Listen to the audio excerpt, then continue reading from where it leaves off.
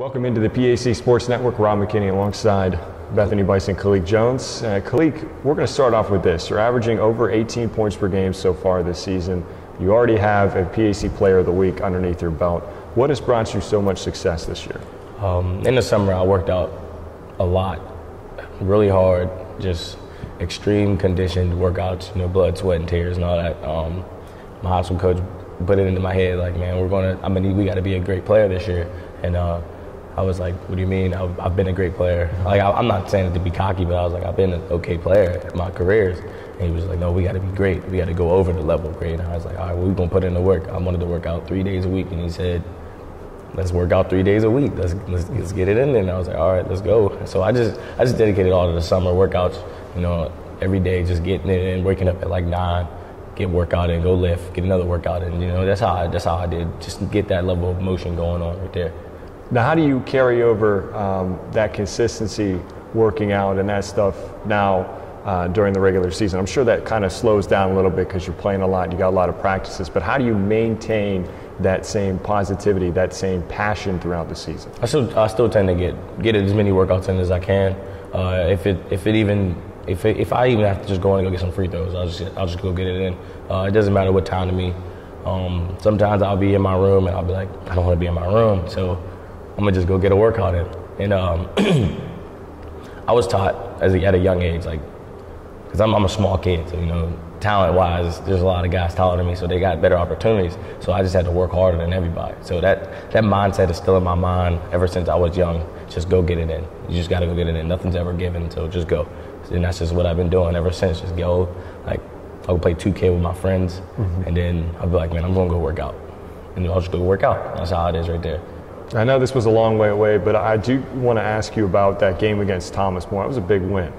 So how did you guys feel after that? Because Thomas More, we know how good the women's program is, the men's program, although it's not as insanely good as the women's program, it's still a very, very solid team. What was kind of your feeling after that game, getting that big win? We felt like we owed them. They beat us twice last year in the regular season, and actually they beat us my sophomore year in the playoffs too, and that still kind of lingered in my head. And it wasn't just me; it was just guys on the team, on the court at the time. And it started off the 2 practices before the game. We were in there, we were excited, we were happy, we were like, oh yeah, we got Thomas More, big team, big time, we owe them. That was basically the word of the day, we owe them. And ever since then, we just kept grinding it out at practice, working hard, everybody going hard. You knew we was going hard, sweated a lot. We got it in that day, and it proved it on the court.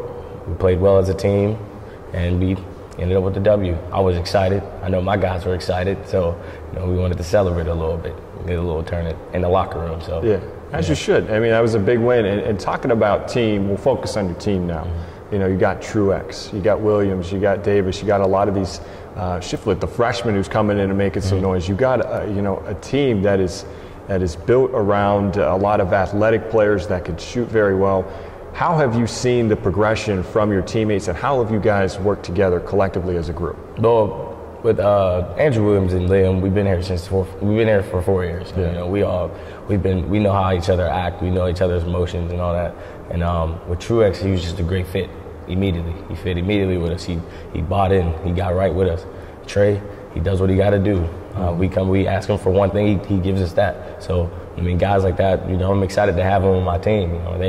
They bring me energy, and I bring them energy as well. I'm just trying to lead my guys and to be great, and that's how my mindset is. I just want to be great, and I want them to be great too.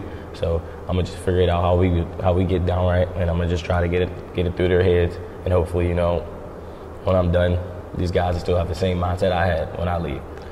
Well, you talked about the leadership. Speak on that leadership. Now as a senior, you started, had a lot of playing time as a freshman. As a freshman, you got to prove yourself. And now as a senior, you don't need to prove anymore because people know how good you are. How do you carry over the success that you've had and implement it now to the younger guys that are watching you? Well, I always had somebody, I had a lot of people I had to look up to. And I had a lot of guys that are playing big time overseas or in the league who used to call my high school coach telling them, like, yeah, these guys you got some good guys down there, like, make sure that they get right. And I'm like, all right, cool. These guys are saying it, so hopefully it really means something. So I took it in, And like ever since then, I just became that leader because my high school coach from senior year of high school, I was like, bro, I don't think I could do it. He was just saying, you can do it. Like, I believe in you. Like, you need to believe in yourself.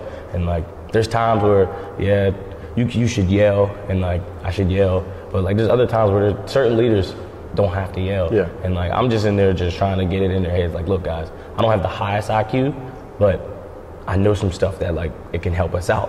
And my guys listen to me sometimes, but they listen to me, and when we can bring it in. So I mean, for freshman year, I just worked so hard to just I just wanted to play so badly that I just worked so hard to play. And then ever since I played, it just kept going up. Yeah. I'm like, well, now I have to be this leader now because I've been in a playing a lot of minutes freshman year to just playing outrageous minutes now. So now these guys are looking up to me, so I have to do stuff right for these guys to make sure that they do it right. Because if I mess up, then they're just gonna mess up. If I put my head down, they're gonna put their head down. So sure. I just gotta keep I just gotta make sure I'm straight up, posture's right, head up. Even after a tough loss, head up.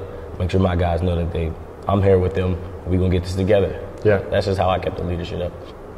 Final question for you. How is the Bethany Bison, the men's basketball program, how are they going to get to the PAC championship?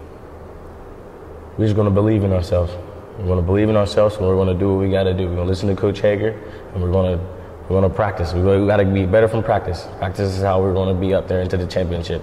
As long as we keep having good practices, great practices, we'll be fine. We'll get there. And I'm going to lead my guys to there. I'll make that promise. Calique, thank you so much for joining us here. Best of luck to you. Thank you. The rest of the way in PAC play.